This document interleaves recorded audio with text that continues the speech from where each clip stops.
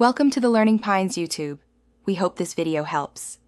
You start by enabling the console and making a safety copy of your saves. First, toggle the console option or edit the settings file so a key opens it. This avoids menu hunting. Once done, bind a convenient key such as tilde or F1 for rapid access in-game. Make sure to export or duplicate your save file before running commands. That prevents accidental loss. These steps let you proceed quickly while minimizing risk, and you can test a harmless command to confirm the console works. Now you'll execute the central commands and learn why they matter.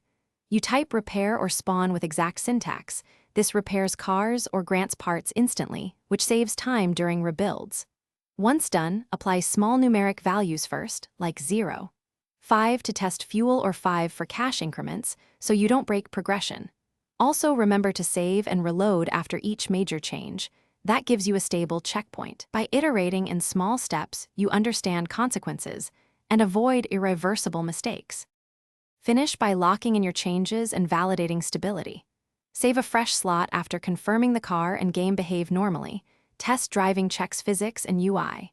If something breaks or the game crashes, reload the backup save immediately and undo the last commands.